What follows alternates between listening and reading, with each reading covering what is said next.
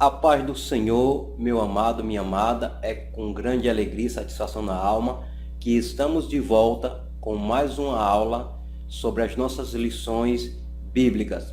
Estamos estudando nesse quarto e último trimestre a lição regida pela CPAD, que é as Casas Publicadoras das Assembleias de Deus, chamada de A Obra da Salvação. Na lição passada, nós estudamos sobre a abrangência universal da salvação. Na lição de hoje, nós vamos estudar a salvação pela graça. O texto áureo dessa lição nos diz o seguinte: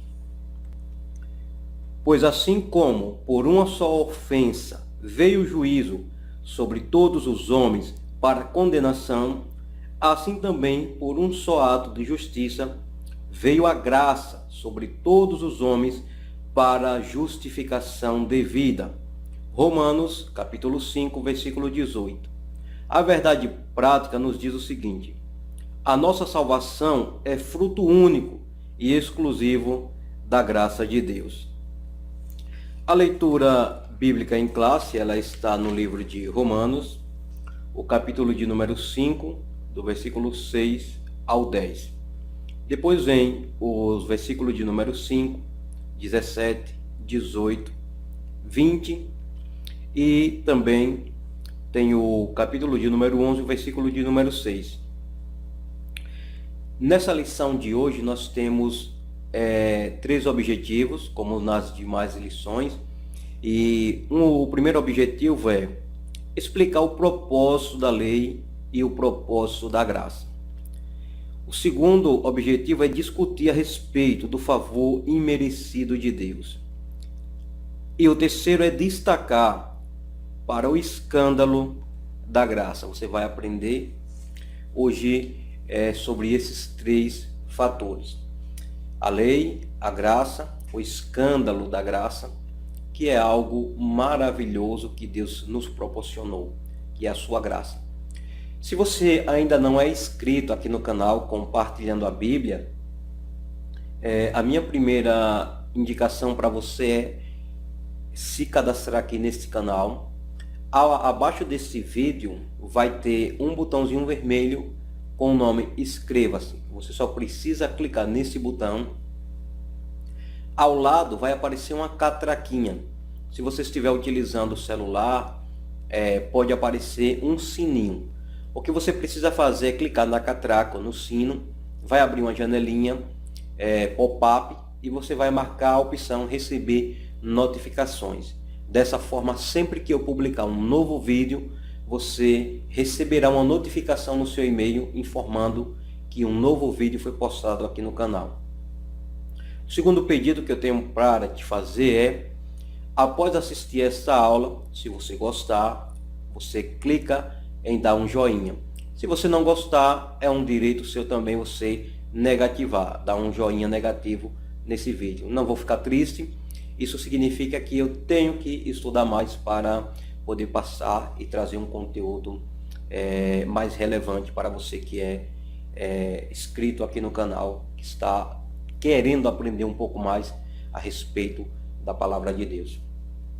Se você é aluno ou professor, então você pega papel e caneta para anotar algumas referências bíblicas que eu estarei trazendo nesta lição. Tem aqui alguns exemplos bem bacanas que vai te ajudar a levar para a sua classe um conhecimento, mais conteúdo para ajudar os seus alunos. Então, o objetivo dessa aula é mostrar para você os objetivos da lei e da graça, onde muitas pessoas criticam bastante a lei, diz que ela foi imperfeita, e nós vamos descobrir aqui, dentro desse estudo, se a lei verdadeiramente ela foi imperfeita, foi falha, ou se ela cumpriu o papel para qual Deus a estabeleceu. Vamos lá. Lembrando que o comentarista dessa lição é o pastor Clayton Ivan Palmeirening. Ele é o comentarista desta lição, deste quarto e último trimestre de 2017. Lembrando também que na descrição do vídeo eu vou deixar a indicação do portal EBD, que é regido pelo evangelista Dr. Caramuru. Ele publica uma aula também, 2 aulas semanais. Ele já tem uma aula publicada sobre esse tema, a salvação pela graça. Ele é um dos melhores comentaristas, no meu ponto de vista. Então você fica à vontade também para visitar o portal EBD e assistir a pré-aula que ele publica semanalmente, abordando o tema das nossas lições. A introdução desta lição, ela diz o seguinte: a lei no Antigo Testamento tem a função de instruir e ensinar ao povo o que Deus estabeleceu aos israelitas, a fim de eles terem um convívio próspero, pacífico e harmonioso na terra de Canaã.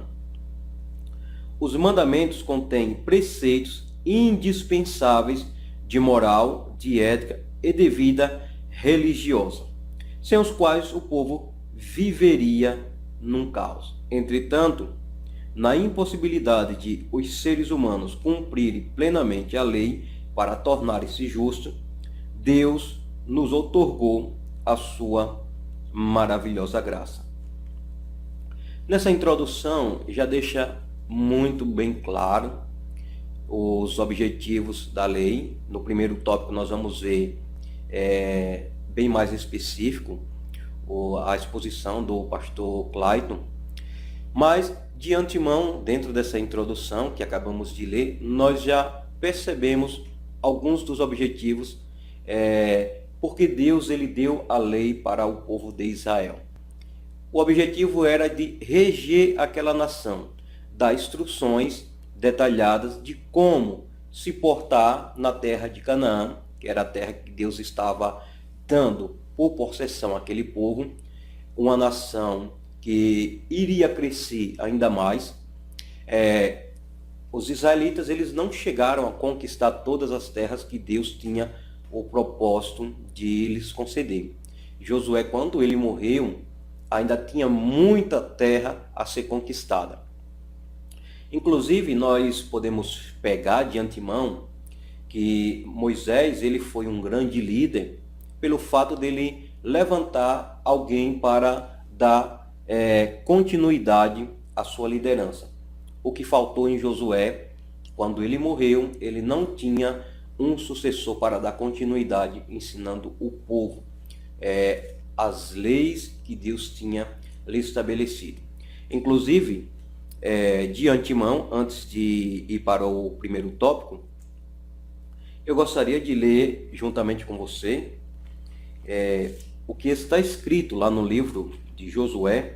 Gostaria que você anotasse para você levar para a sua sala de aula. Nós vamos ver mais adiante o apóstolo Paulo, ele falando a respeito da lei como sendo santa, justa e boa. No capítulo 1 de Josué, no versículo 7 e 8 diz: tão somente esforça-te e tem muito bom ânimo, para teres o cuidado de fazer conforme toda a lei que meu servo Moisés te ordenou. Dela não te desvie nem para a direita, nem para a esquerda, para que prudentemente te conduzas por onde quer que andares. Não se aparte da tua boca o livro desta lei, antes medita nele dia e noite, para que tenhas cuidado de fazer conforme tudo quanto nele está escrito. Porque então farás prosperar o teu caminho, e então prudentemente te conduzirás.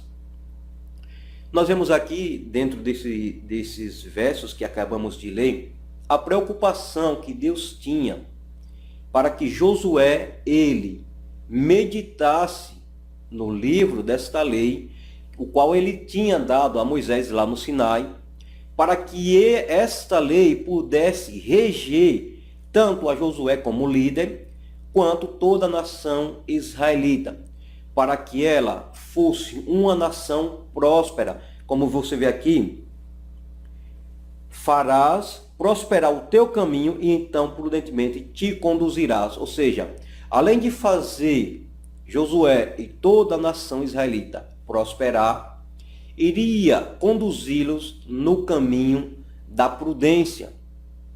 Então, o propósito da lei era um propósito de ensinar a nação israelita de como se comportar na terra que iria possuir.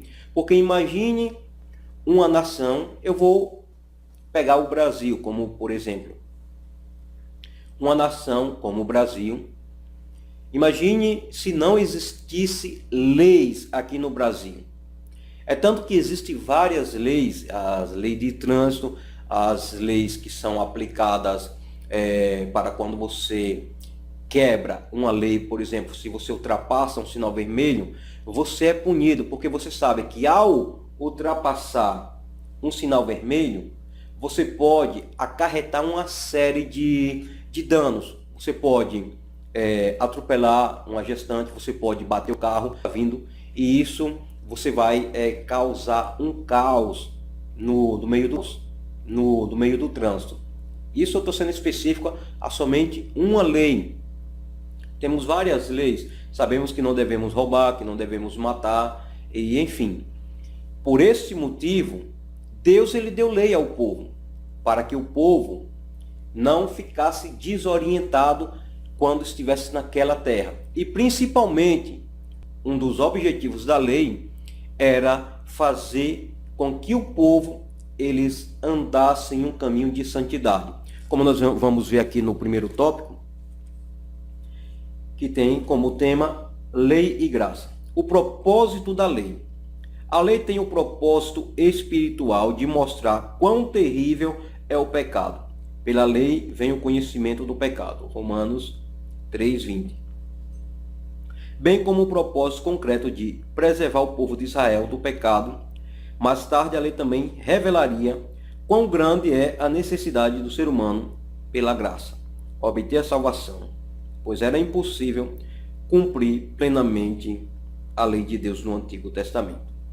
Ou seja, algumas pessoas se perguntam, se era impossível cumprir essa lei, por que Deus deu ao povo uma lei que seria, digamos que, impossível do povo praticá-la, do povo segui-la à risca?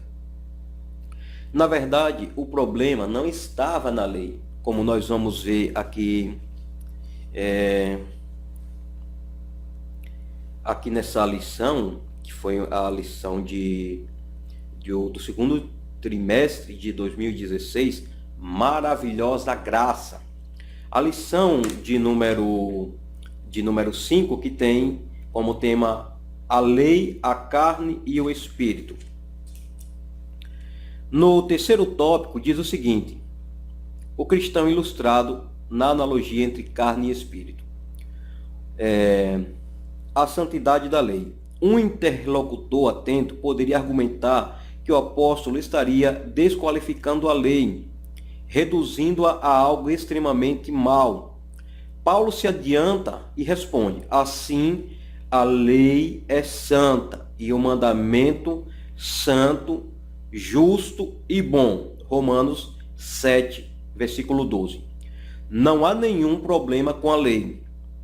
O apóstolo Paulo deixa claro: a lei é boa e seu propósito também. O problema, portanto, não estava na lei, mas naqueles que se regiam por ela. Como o apóstolo já havia argumentado, o problema estava dentro do homem, no pecado que habitava nele, e não na existência de uma lei externa, como está escrito em Romanos 7:18. Então nós podemos comprovar que a lei, ela era boa. A lei, ela era santa e ela era justa. Daqui a pouco vamos ver em outros versículos. Só que o problema estava no próprio ser humano e na sua natureza pecaminosa, como nós já estudamos em outras lições, que a partir de um homem, quando ele pecou, entrou o pecado no mundo. Todos pecaram e destituídos estavam da glória de Deus. Por esse motivo, o apóstolo Paulo ele dizia que o bem que ele queria fazer não fazia, ele não conseguia fazer, mas o mal que ele não queria, esse ele fazia. Ele estava mostrando que o defeito não estava na lei, mas no ser humano em si, porque a sua natureza pecaminosa sempre estava o atraindo, como a lei da gravidade, como atrai os nossos corpos para o chão. O pecado atraía o ser humano para essas práticas. Desta forma, ele deixa bem claro que o problema nunca foi a lei. O problema estava no próprio ser humano e na sua natureza pecaminosa. Eu gostaria de ler aqui alguns tópicos que eu elaborei, que diz o seguinte: a lei é santa porque veio de Deus, tão boa que Jesus a cumpriu, e tão justa que Cristo morreu por ela, dando assim o seu cumprimento.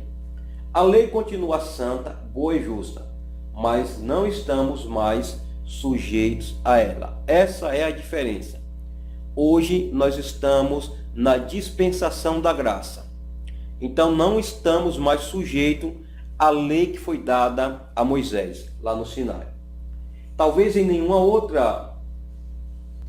A lei servia de aio, ou seja, o professor, em geral, um escravo que cuidava dos filhos do seu senhor, para contar ao pai qualquer procedimento repreensível que fosse necessário ser tratado pelo pai. Por exemplo, este aio ou este pedagogo, professor, ele tinha a função de cuidar da criança, de pegar a criança, levar para estudar e depois empanhar, trazer de volta. Tinha todo aquele cuidado, instruindo, e ele também tinha a responsabilidade de passar todas as informações, os procedimentos que aquela criança ela cometeu durante o dia. Ele tinha essa obrigação de relatar aos seus pais.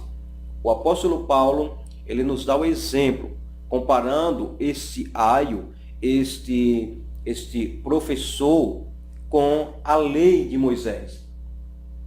Talvez em nenhuma outra passagem da Escritura o objetivo da lei esteja tão bem explicado como na carta aos Gálatas. O apóstolo Paulo pergunta: que é a lei? E em seguida responde: foi ordenada por causa das transgressões, até que viesse a posteridade, a quem a promessa tinha sido feita e foi posta pelos anjos na mão de um medianeiro, ou seja, de um mediador entre Deus e os homens, que foi o próprio Moisés. E mais adiante, de maneira que a lei nos serviu de aio para nos conduzir a Cristo, para que pela fé fôssemos justificados. Está no livro de Gálatas 3, do 19 ao 24. Vamos lá. Do texto bíblico e à luz de todo o contexto, percebe-se que a lei, embora ordenada para o bem, não conseguiu justificar ninguém. Então ninguém foi salvo nem justificado por guardar a lei, por estar debaixo da lei, por observar a lei. Ninguém. Todos que morreram, eles alcançaram salvação por intermédio da graça. E nós vamos ver lá em Efésios 2, o versículo de número 8 e o versículo de número 9. Porque pela graça sois salvos, por meio da fé. E isso não vem de vós, é dom de Deus. Não vem das obras, para que ninguém se glorie. Então, nenhum homem será justificado por observar ou por guardar a lei. Não, mas somente por intermédio da fé. A graça é que nos traz a salvação. Agora vamos lá. Todavia, em si mesma, a lei não tinha poder algum para levar o homem ao Criador. E é evidente que pela lei ninguém será justificado diante de Deus, porque o justo viverá da fé. Gálatas 3:11. Agora veja bem essa ilustração de um teólogo britânico. Ele disse o seguinte, comparando a lei. Um teólogo britânico expressou corretamente a finalidade da lei ao afirmar que ela era, em certo sentido, como um instrumento perfeito. enviado para revelar ao homem o seu desarranjo moral. Diz ele: se eu me puser diante de um espelho com meu vestuário desarranjado, o espelho mostra-me o desarranjo, mas não põe em ordem. Ou seja, o primeiro exemplo, a ilustração que ele está dando aqui é de um espelho.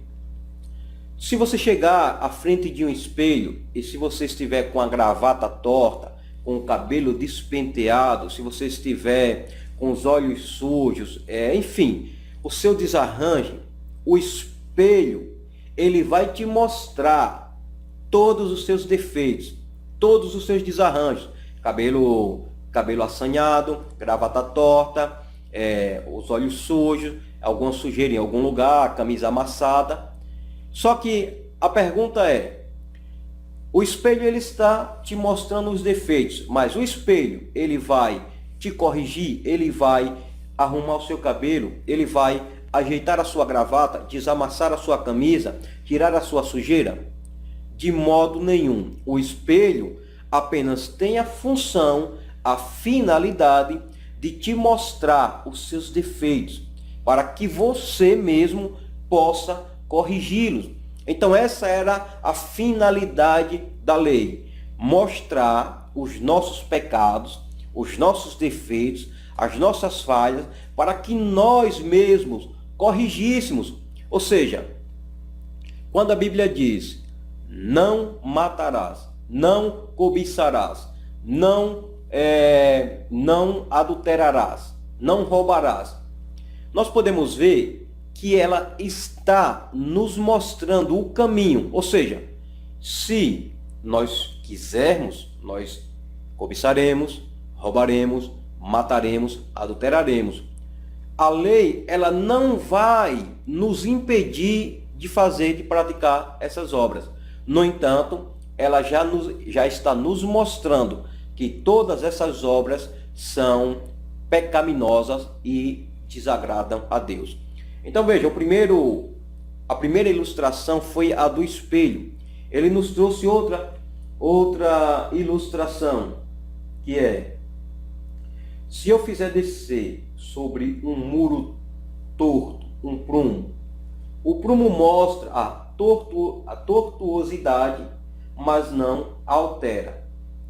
Veja bem, se você é um pedreiro, você está usando um prumo, acredito que você sabe que é um prumo, é mais ou menos um peso de ferro que é descido por uma linha e tem um pedacinho de madeira que coloca na parede, e quando você desce o prumo na parede, ele vai mostrar se a parede ela está bem alinhada ou se ela está torta, fora de nível. Se a parede estiver torta, o prumo ele vai detectar imediatamente. A função dele é apenas essa: ver se a parede está alinhada, mostrar ao pedreiro, ao servente, que a parede ela está bem alinhada ou ela está fora de nível, ela está torta. Só que o prumo ele não vai derrubar a parede, ele não vai colocar a parede, se está torta, alinhada, não, porque essa não é a função dele, é apenas mostrar o defeito. Essa é a segunda ilustração. A terceira ilustração é, se eu sair em uma noite escura com uma luz, essa irá me revelar todos os obstáculos e dificuldades que se acham no caminho, mas não os remove. Se você sai na rua escura com uma lâmpada, ela vai te mostrar aonde tem um degrau, aonde tem um buraco, aonde tem um bueiro. Só que ela não vai tapar o buraco, ela não vai fazer você subir o degrau, ou ela não vai fazer você pular. Não. Essas ações é você mesmo que tem que tomar. Você tem que levantar o pé no degrau para não tropeçar. Você tem que ou pular o buraco ou se desviar dele, se desviar do bueiro, para que você não venha sofrer as consequências. E qual era a consequência ao descumprir a lei? A morte e a condenação. Por quê? O salário do pecado é a morte. Só que, pela graça, que nós vamos ver mais à frente, o dom gratuito de Deus é a vida eterna por Cristo Jesus. Vamos lá. Então nós podemos ver, além disso, o espelho, o prumo e a luz não cria os males que revelam distintamente. Nem os criam, nem os afastam, apenas os revelam. O mesmo acontece com a lei, não cria o mal no coração do homem, nem tampouco o tira, mas revela-o com infalível exatidão.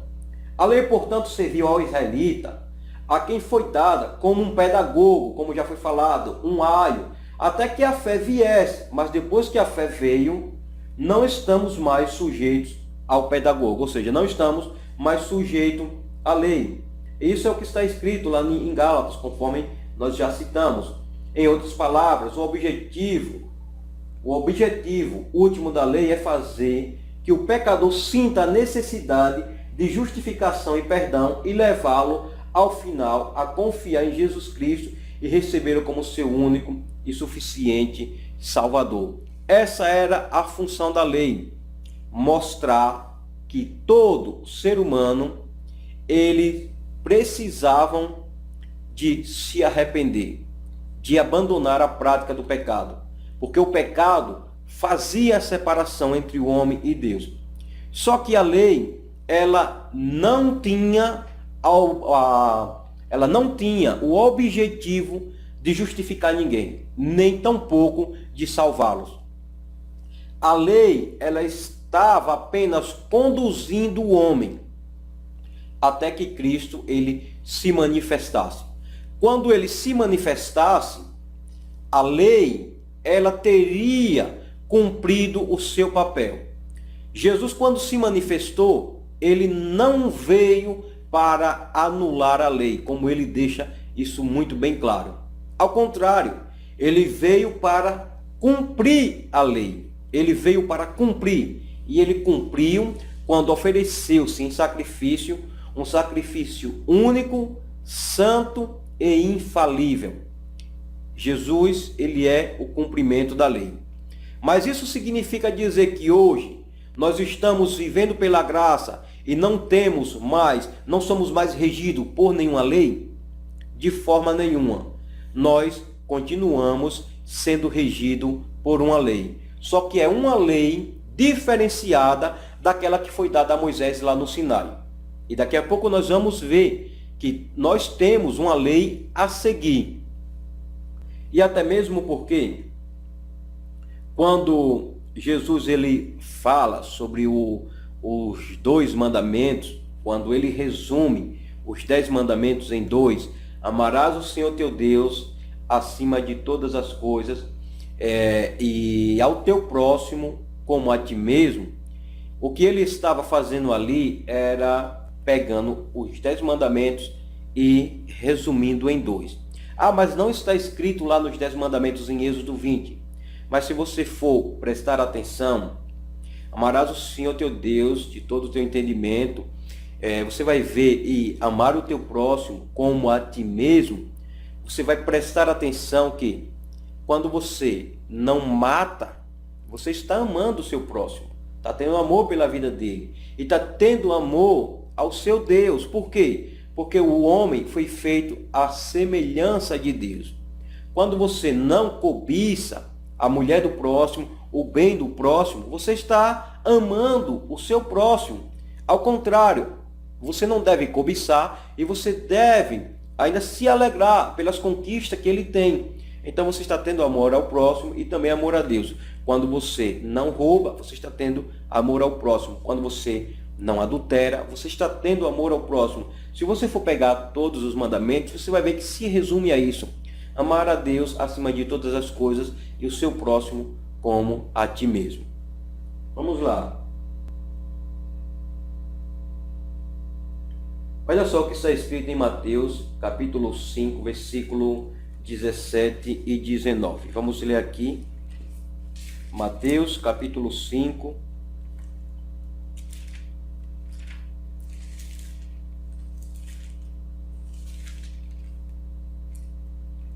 Mateus 5, 17 ao 19. Não cuideis que vim destruir a lei ou os profetas. Não vim abrogar, mas cumprir. Porque em verdade vos digo que até que o céu e a terra passem, nem um jota, um tio, se omitirá da lei, sem que tudo seja cumprido. E quem era responsável por cumprir toda essa lei? Ele mesmo. Jesus, ele não cumpriu a lei quando ele se manifestou. Ele passou a cumprir a lei, mas ele cumpriu a lei por completo quando ele se entregou lá no madeiro. Ele cumpriu toda a lei e inclusive pagou a nossa dívida e resgatou as nossas almas. Então ele não veio para, eu não vim revogar, eu não vim desfazer da lei. Não, eu não vim desfazer o que os profetas profetizaram. Bem pelo contrário, eu me manifestei para dar cumprimento a tudo aquilo que eles profetizaram acerca de mim. Aqui nessa apostila, o tempo não nos permite, mas eu poderia citar para você que Jesus, ele estava presente em todas as escrituras. Eu vou apenas ler aqui, eu vou ler 10, mas aqui vai até o Novo Testamento, até Apocalipse, de Gênesis e Apocalipse, mostrando que Jesus, ele estava presente em símbolos, em tipologia, de várias formas. Olha só, em toda a Bíblia, o Senhor Jesus ocupa o lugar central em tipos, figuras, símbolos, profecias e evidências do seu nome e sua personalidade. Em Gênesis, ele é o descendente da mulher, Gênesis 3,15. Em Êxodo, ele é o Cordeiro Pascual, Êxodo 12, versículos 5 ao 13. Em Levítico, ele é o sacrifício expiatório. Ele já representava o sacrifício que os sacerdotes faziam na antiga aliança, já apontava para o sacrifício expiatório que Cristo ele faria na cruz do Calvário. Lá em Levítico 4, do 14 ao 21. Em Número, ele é a rocha ferida. Número 20, do 7 ao 13. Alguns dizem que quando Moisés ele bateu, feriu aquela rocha, aquilo apontava para a lei que lá no futuro, quando Jesus se manifestasse, porque ele era a rocha, a lei iria ferir Jesus, mas não a lei em si, mas os homens que eram responsáveis por aplicar a lei nas suas interpretações, eles iriam fazer com que a lei ferisse a Cristo. Por isso que Jesus Cristo é considerado como a rocha ferida. Em Deuteronômio, ele é o profeta. 18:15, quando Moisés diz que dentre os seus irmãos se levantará um profeta semelhante a eles, que tinha a responsabilidade de ensinar essa lei para ele de uma forma espiritual, não da forma como os antigos ensinavam, não, mas de uma forma totalmente espiritual, aplicando a lei com um sentido diferente da que os fariseus eles aplicavam. Em Josué, ele é o príncipe dos exércitos do Senhor, capítulo 5, versículo 14. Em Juiz, ele é o libertador, 3, versículo 9. Em Ruth, ele é o remidor divino, 3:12, ou seja, que veio para remir, assim como Boaz teve a obrigação de remir a Ruth. Jesus tinha essa obrigação, como o cordeiro tinha sido morto desde a fundação do mundo, então ele estava incumbido de remir toda a humanidade.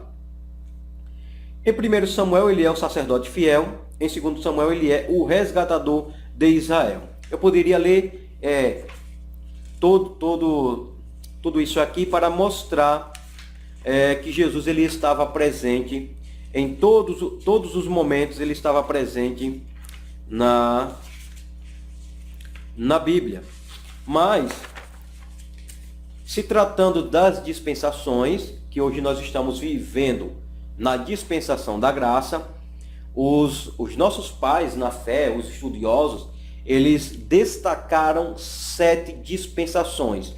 E essas dispensações são chamadas de a primeira, dispensação da inocência, quando o homem e a mulher estavam no paraíso e eles ainda não tinham conhecido o pecado, eles viviam pela lei da inocência. Depois que eles pecaram, entrou a dispensação da consciência, onde eles já tinham conhecimento entre o bem e o mal. Dispensação do governo humano, quando se levantou aquele Nimrod, que ele queria dominar o mundo, levantou a Torre de Babel, quando Deus chega e confunde as línguas e espalha as pessoas por toda a terra, que já era uma ordenança de Deus: multiplicai-vos e enchei a terra. E aí o homem queria centralizar todas as pessoas em um único ponto. Dispensação patriarcal, que se inicia com Abraão e dá continuidade, Abraão, Isaque e Jacó.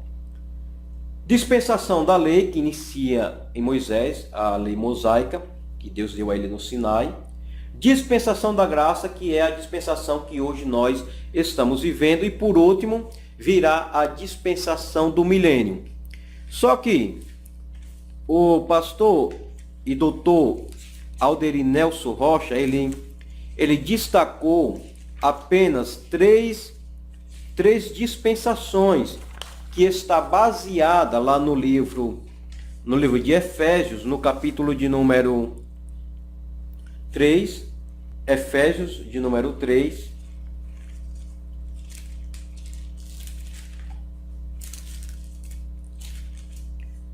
Efésios de número 3, o versículo 9, ele destaca como a dispensação do mistério, ou seja, Cristo, ele era o mistério que estava oculto, e ele se manifestou no período da graça, trazendo a dispensação da graça. Só que, desde Gênesis até Jesus se manifestar, existia uma dispensação chamada dispensação do mistério, que nós vamos ler agora, Efésios 3:9. E demonstrar a todo qual seja a dispensação do mistério, que desde os séculos esteve oculto em Deus, que tudo o criou. A segunda dispensação, que é a dispensação da graça, que nós estamos vivendo hoje, está no capítulo 3, o versículo 2. Se é que tendes ouvido a dispensação da graça de Deus, que para convosco me foi dada, como me foi este mistério manifestado pela revelação, como acima em pouco vos escrevi. E por último, dispensação da plenitude dos tempos, Efésios 1, o versículo de número 10, que diz: de tornar a congregar em Cristo todas as coisas na dispensação da plenitude dos tempos, tanto as que estão nos céus como as que estão na terra, que será a última dispensação, a dispensação mileniar, onde Cristo reinará aqui na terra. Então nós podemos ver essas dispensações, a dispensação do mistério, que ela já existia. Então isso significa dizer que mesmo na lei, a graça ela já atuava, não da forma como atua hoje, só que ela já atuava. Quando nós vamos ver Davi, ele cometer todos aqueles pecados, como por exemplo, ele premeditou a morte de Urias. Primeiro ele adulterou, ele pela lei, ele tinha que ser morto, ele tinha que ser apedrejado, levado para fora da cidade e apedrejado. Ele adulterou, ele matou um homem, o sangue de Urias caiu sobre a cabeça de Davi. Então ele tinha também que ser morto. Essa era a lei, a não ser que ele fugisse para a cidade de refúgio, conseguisse fugir, ele poderia escapar, mas pelo adultério que ele cometeu, tinha que ser morto. Por o homicídio, ele tinha que ser morto, levando em consideração que não foi um único homem que caiu naquele dia, foi um batalhão inteiro que ele colocou lá na frente dos homens mais fortes. Ele também estava condenado ao pecado, à morte, porque o salário do pecado é a morte. Só que, como o apóstolo Paulo diz, o dom gratuito de Deus é a vida eterna por Cristo Jesus nosso Senhor. Pela sua infinita misericórdia e bondade, Deus perdoou o pecado de Davi. Só que sabemos que as consequências, elas vêm. Então, Deus ele perdoa os nossos pecados. Na lei, a graça já atuava, não da mesma forma que atua hoje, mas ela já atuava. E Deus ele usava de misericórdia. E nós podemos ver que a graça ela veio para trazer para o homem salvação por intermédio da fé. Em outras lições nós aprendemos que todos têm o direito de salvação, porém nem todos serão salvos. Somente aqueles que acreditarem que Jesus Cristo ele é o Filho de Deus e confessarem ele como seu Salvador, esses serão salvos. Então nós vamos ver aqui no segundo ponto do primeiro tópico, que diz: a lei nos conduziu a Cristo. A lei foi uma espécie de guia para encontrarmos a Cristo por meio da graça. Mas qual é o significado da palavra graça na sua aplicação dos nossos dias? Nós podemos ver aqui que graça é algo que Deus ele nos dá, que nós não merecemos. Podendo chamar de graça, graça imerecida, ou seja, é algo que ele nos presenteou e que nós não merecíamos. Por exemplo, quando falamos da misericórdia de Deus, é quando Deus ele não nos dá algo que nós merecemos. Ou seja, nós merecíamos o castigo e a condenação, mas pela sua misericórdia, Deus enviou Jesus e nos deu o perdão. Ao mesmo tempo, nós podemos correlacionar a misericórdia com a graça. Por quê? Pelos nossos merecimentos, o que nós merecíamos era o fogo eterno. Porque nós pecamos, ele nos perdoa e tornamos a pecar novamente. E ele nos perdoa. Só que isso não significa que devemos viver na prática do pecado, porque hoje estamos vivendo pela graça. Um certo pregador, ele dizia que muitos crentes naquele dia, eles serão condenados. Porque mesmo eles vivendo no tempo da graça, quando eles se apresentarem diante de Deus, eles estarão com um saldo negativo, porque eles acham que porque a graça superabundou, eles podem levar uma vida de pecado contínuo. Pecou, se arrependeu, pecou, se arrependeu, pecou, se arrependeu. Vai chegar um determinado momento que a mente ela será cauterizada. Quando ele não tiver mais o desejo de se arrepender. Quando o amor pelo pecado se tornar maior do que o desejo de se arrepender. Então, neste momento, para essa pessoa, acabou. Quando ela não sente mais temor ao pecar, quando a pessoa ela não sente mais o desejo de se arrepender.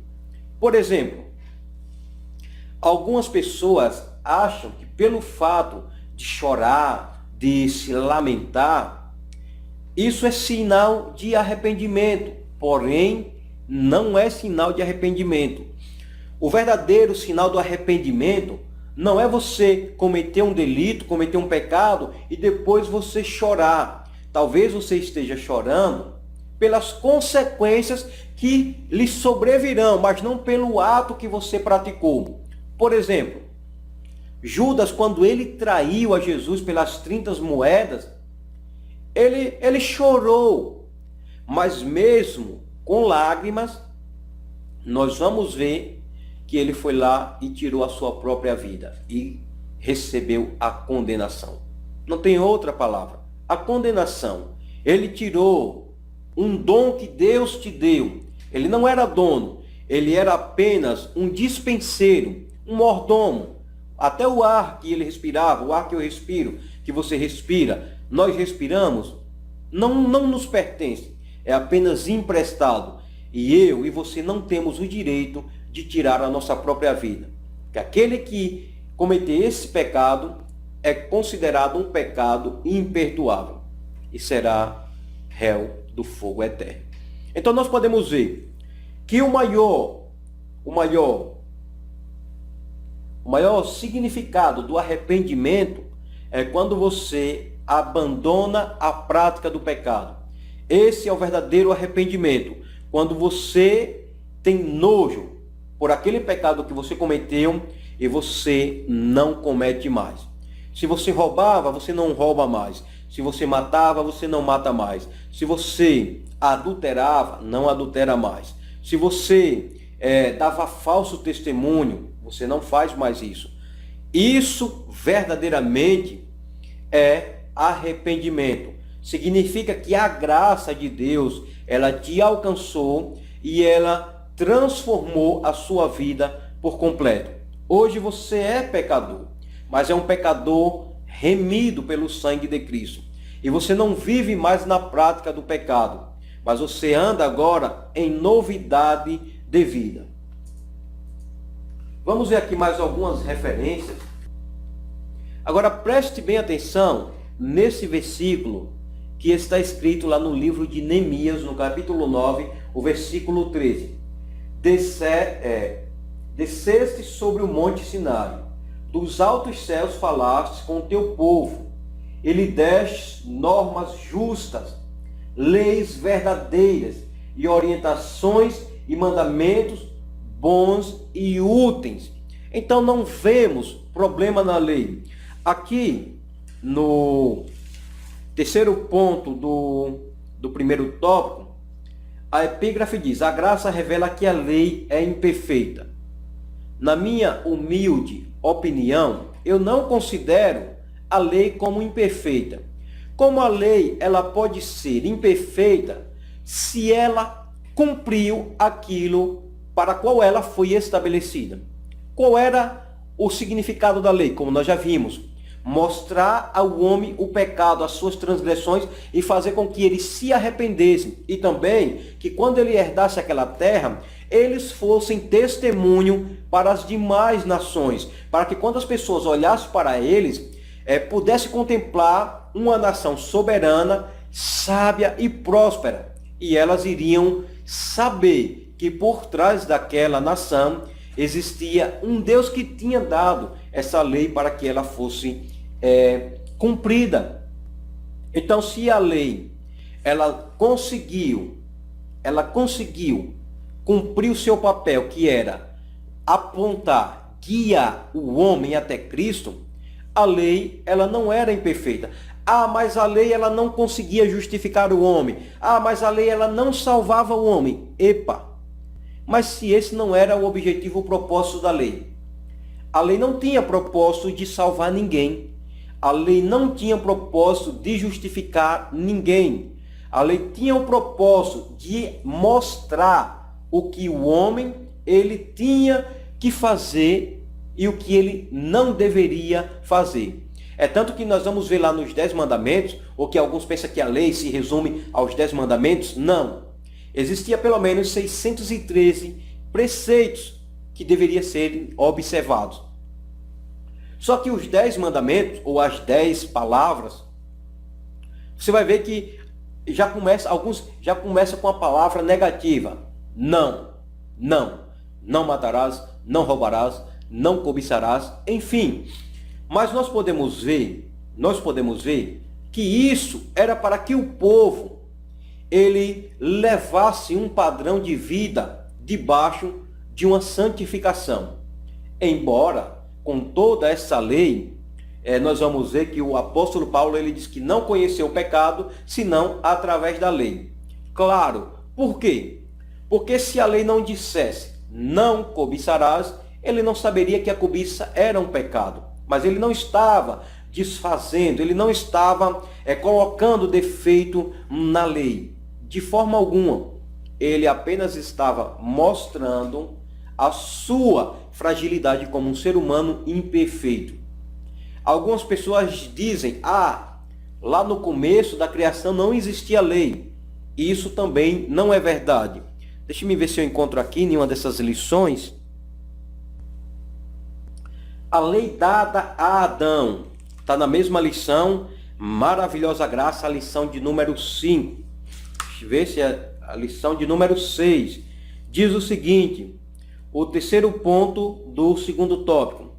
A lei dada a Adão. O fato é que Adão estava debaixo do mandamento, da ordenança de não comer da árvore do conhecimento do bem e do mal. Gênesis 2:17.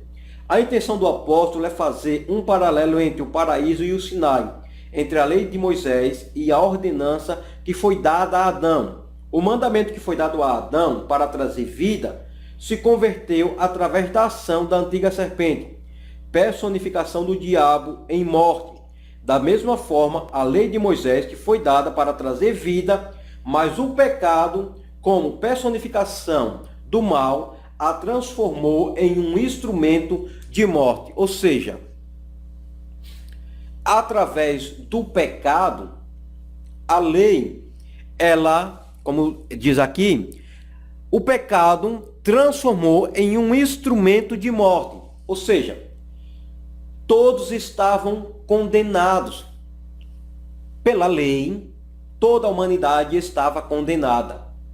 Por isso que foi necessário Jesus Cristo, ele se entregar para trazer a salvação, o resgate para a humanidade. Porque a lei não tinha o propósito, o objetivo de salvar o homem. A lei nunca foi estabelecida para salvar o homem. Claro que, como está lá em Levítico 18, 5, se não me falha a memória, Levítico 18, 5, é bem claro, porquanto os meus estatutos e os meus juízos guardareis, os quais fazendo-os o homem viverá por eles. Eu sou o Senhor. Nós ainda podemos ver no livro de Romanos, no capítulo 10, o versículo de número 5, o cumprimento desta palavra. O homem que conseguisse cumprir a lei, ele viveria para sempre, conforme eu já expliquei isso nas outras lições. 10:5 de Romanos. Ora, Moisés descreve a justiça que é pela lei, dizendo, o homem que fizer estas coisas viverá por elas. Por isso a morte não teve poder sobre Jesus. Por isso ele ressuscitou. Por quê? Porque ele cumpriu a lei. O homem que cumprisse a lei viveria. Então ele viveu novamente. Ele ressuscitou. Porque a morte não tinha poder sobre aquele que conseguisse cumprir a lei. Como toda a humanidade, em toda a humanidade, nenhum homem, além de Jesus, foi capaz de cumprir a lei, toda a humanidade ela estava destinada à morte eterna. Porque quando este corpo morre, algumas pessoas pensam que acabou, é o fim. Não. Quando esta matéria ela morre, você passa a viver eternamente. Mas existe uma diferença. Ou você vai viver eternamente ao lado de Cristo, ou você vai viver eternamente em tormento eterno. É o que a Bíblia ela nos ensina. Vamos mais adiante. Salmos 19, versículo 7 ao 10. A lei do Senhor é perfeita e revigora todo ser. As palavras que vêm do Senhor são dignas de confiança e transformam os mais humildes em sábios. Por mais que o homem se esforçasse para cumprir a lei, ele não conseguiria por causa da sua natureza pecaminosa que lhe atraía para a prática do pecado. O apóstolo Paulo ele deixa bem claro em Romanos 7, o versículo 18 ao 22. Porque sei que na minha pessoa, isto é, na minha carne, não reside bem algum. Porquanto o desejar o bem está presente em meu coração, contudo não consigo realizá-lo. Romanos 7,12. De maneira que a lei é santa e o mandamento santo, justo e bom. Agora preste atenção o que Paulo ele escreve na primeira epístola a Timóteo, o capítulo 1, versículo 8. Ele confirma o que ele escreveu em Romanos 7,2 a respeito da lei. Sabemos, todavia, que a lei é boa, se alguém a usa de forma adequada. Mais uma vez ele confirma que o problema não estava na lei, mas estava no ser humano em si mesmo, que não usava a lei da forma como Deus a estabeleceu. quando Jesus chega e diz: ouvis o que os antigos te disseram, eu porém te digo. Ou seja, Jesus ele estava se referindo aos fariseus, aos antigos, que eram hipócritas e que aplicavam a lei, que criavam um fardo tão pesado que nem eles mesmos conseguiam carregar. Eles criavam muitos obstáculos que nem eles mesmos conseguiam. É tanto que Jesus foi duro com eles, chamou de cegos, chamou eles de hipócrita, sepulcro caiado, diz que eles coavam um mosquito, mas eles deixavam passar, peneiravam um mosquito, mas deixava passar um camelo. Ou seja, para umas coisas eles eram rígidos, quando na verdade nem eles mesmos conseguiam cumprir.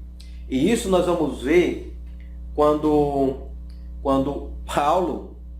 Paulo ele chega em Jerusalém. Nós vamos ver aqui, deixa eu pular aqui, porque já estamos com 1 hora. Deixa eu ver aqui. Vamos ver aqui no livro de Atos, no capítulo de número 15. Atos 15. Preste bastante atenção. Atos 15. Atos 15, logo o versículo 1, e eu vou lendo outros versículos para finalizarmos.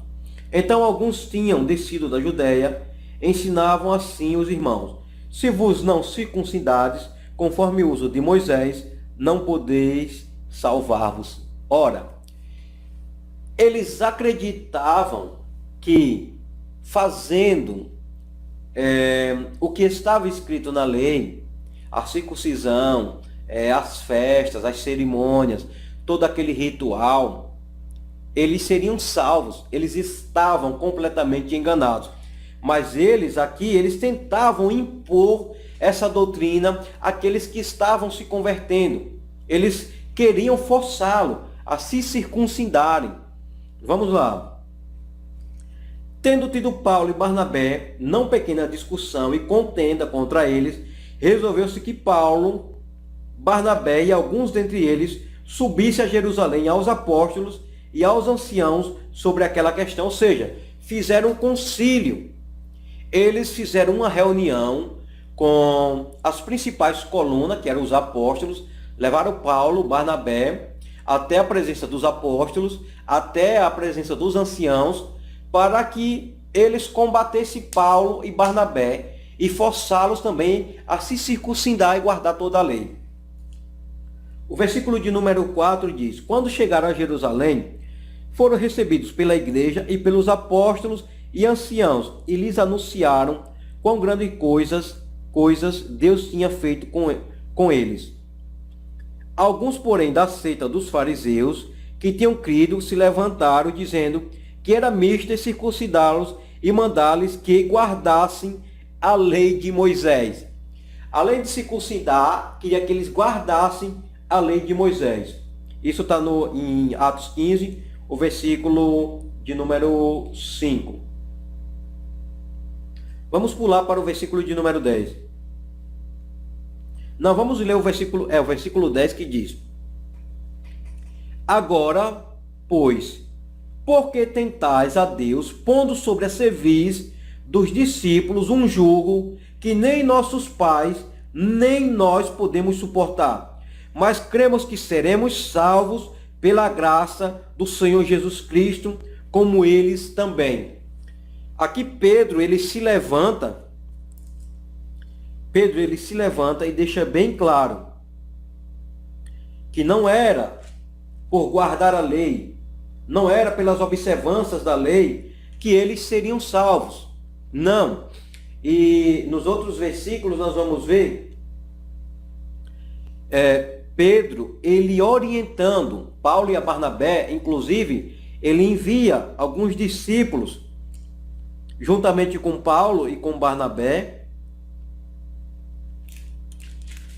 para levar essa mesma mensagem, que não era preciso eles se circuncidarem, não. Eles poderiam continuar sem se circuncidar, sem guardar a lei. porque eles não dependiam da observância da lei para serem salvos. O versículo 28 e 29 desse capítulo diz, 26, 25 em diante: pareceu-nos bem, reunido concordemente, eleger alguns varões e enviá-los com os nossos amados Barnabé e Paulo, homens que já expuseram a vida pelo nome de nosso Senhor Jesus Cristo. Enviamos, portanto, Judas e Silas, os quais de boca vos anunciarão também o mesmo. Na verdade, pareceu bem ao Espírito Santo e a nós não vos impor mais encargo algum, senão essas coisas necessárias. E aqui no 29 ele diz, que vos abstenhais das coisas sacrificadas aos ídolos, e do sangue, e da carne sufocada, e da fornicação. Destas coisas fareis bem se vos guardardes. Bem vos vá. Ou seja, então fica muito claro que a lei, ela teve um papel fundamental de conduzir o homem a Cristo, não tinha objetivo de salvar nem justificar. Pedro deixa bem claro que a salvação, ela vem por intermédio da graça, quando nós cremos em Jesus, como também, como já citei no começo, Efésios 2, versículo 8 e 9, porque pela graça sois salvos por meio da fé. Isso não vem de vós, é dom de Deus, não vem das obras, para que ninguém se glorie. Mas vamos ver aqui, eu anotei aqui no livro de 1 Coríntios, no capítulo de número 9, o versículo 19 em diante. 1 Coríntios, capítulo 9, versículo 19 ao 25. Porque sendo livre para com todos, fiz-me servo de todos para ganhar ainda mais. E fiz-me como judeu para os judeus, para ganhar os judeus. Para os que estão debaixo da lei, como se estivera debaixo da lei, para ganhar os que estão debaixo da lei. Para os que estão sem lei, como se estivera sem lei, não estando sem lei para com Deus, mas debaixo da lei de Cristo, para ganhar os que estão sem lei. Ou seja, hoje, no tempo da graça, não significa que nós vivemos sem lei. Não. Nós estamos debaixo de uma lei, mas é a lei de Cristo. Pela lei era olho por olho, dente por dente. Pela graça, Jesus ele absolve o mais vil pecador. Ele não quer saber se você era assaltante, se você era assassino, se você era estrupador, o que você cometeu no passado. Se você se converte, Jesus Cristo, ele tem perdão e salvação para a sua vida. E não existe isso de, ele matou, ele roubou e agora ele está na igreja. Jesus Cristo é quem justifica. 1 João capítulo 2, versículo 1 e 2. Filhinhos, não pequeis, mas se alguém pecar, tem um advogado para com o Pai, Jesus Cristo justo. Ele é a propiciação, ele é o perdão pelos nossos pecados, e não somente pelos nossos, mas o de todo o mundo. Esse é o escândalo da graça, que nós podemos ver, o escândalo da graça, do terceiro tópico. Seria a graça injusta se comparada com a humanidade? A justiça divina é imensamente perdoadora. Logo, sob a ótica humana, a graça se torna injusta. Por esse motivo, a graça é considerada um escândalo. Colossenses 2,14, Efésios 2, 8 e 9. Pelo fato de não haver merecimento por parte do recebedor. Ou seja, a graça, ela é um escândalo, porque o que nós merecíamos era castigo, era punição, era condenação. Mas Deus, pela sua infinita misericórdia, ele nos dá salvação, conforme nós podemos ver no livro de Lamentações de Jeremias, capítulo de número 3, Versículo 22. As misericórdias do Senhor são a causa de não sermos consumidos, porque as suas misericórdias não têm fim. Em outras palavras, a graça de Deus é a causa de nós não sermos consumidos. Ou seja, pela sua infinita misericórdia, o castigo que nós merecíamos, ele nos poupou. Ao invés dele nos punir com a morte e condenação eterna, o que ele fez foi nos enviar o seu único filho para morrer pelos nossos pecados. Por esse motivo, a graça, ela é um escândalo, porque o que nós merecíamos era o fogo eterno. Por isso nós nos arrependermos e confessamos a Cristo como único e suficiente Salvador. Eu espero que você tenha gostado dessa aula. Se gostou, deixe o seu joinha aqui abaixo. Deixe um comentário dizendo o que você achou. E eu estarei respondendo o mais breve possível. E neste canal, nós temos o objetivo de não somente trazer um estudo sobre as lições bíblicas da escola dominical, como trazer uma palavra de conforto, exortação, ensinamento e alguns temas de difíceis interpretações nós trazemos também aqui. Então, se você gostou do canal, se inscreva, compartilhe esse vídeo na sua igreja, nos grupos do WhatsApp, na sua página do Facebook, no seu perfil, para que os seus irmãos eles também possam preparar melhor a sua aula. Espero ter contribuído com um pouco mais de conteúdo. Enfim, é isso. Nos vemos no próximo vídeo, na próxima lição. Forte abraço e fica na graça e na paz de Cristo Jesus. Tchau, tchau.